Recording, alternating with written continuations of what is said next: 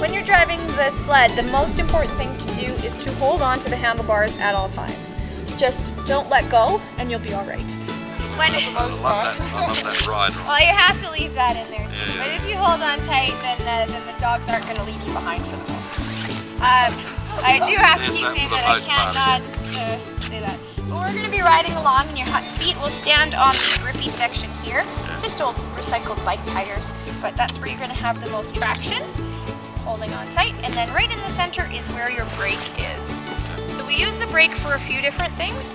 It helps us to keep the sled going nice and slow and controlling our speed, but we also use it to help to steer the sled. So if we're coming around a corner, say going to the left, and the sled is kind of going straight, if you touch on that brake nice and quick, it will straighten you right out. What we're watching for, that big long line right up the center, it'll connect all the dogs together. And if it stays nice and tense off the ground, then the steering will be really nice and easy.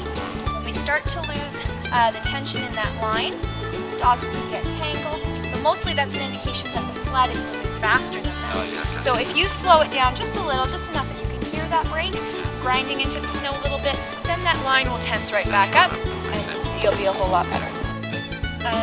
When we're getting ready to stop, as a courtesy, we like to tell the dogs that we're going to stop. So we'll tell them easy with one foot on the brake. That's telling them we're going to go, that we're slowing down. And then whoa is our full stop, and 2 feet on the brake, especially for us. Very hoppy. Yeah. Their hand. Yeah, he's a little bit easier to handle than that. Okay, let's go, All Hoppy. right, Gus. Here's Hoppy.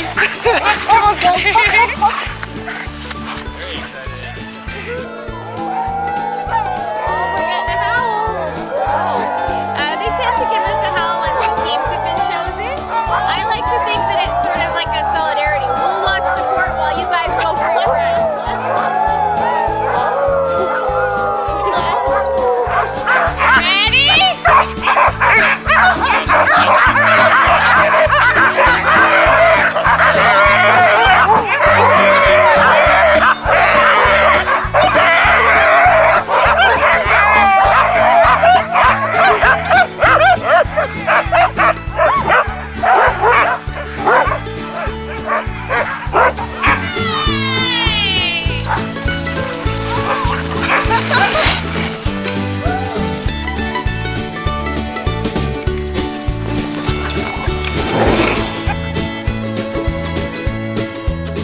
Mouse will stay back with Chris. If Chris was driving the sled, she'd follow.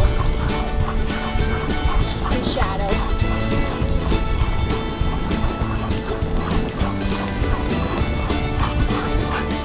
Good pups!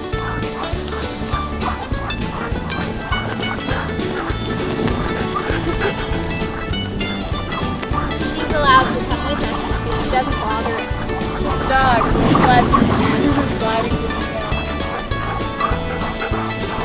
Do their paws get cold? No, or not as much as I see. Their feet are similar to a penguin's, in that they've got a high density of blood vessels in their pads. So it helps to release their body heat. It also recirculates very quickly so that they stay warm.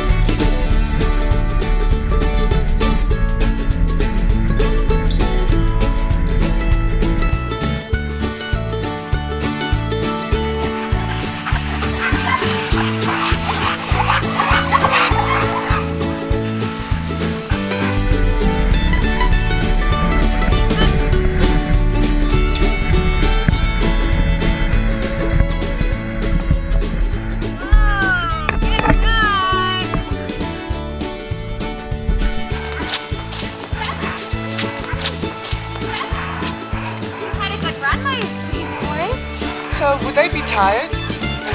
This is our 5-kilometer run that we did today. Yeah. We also do a 10-kilometer.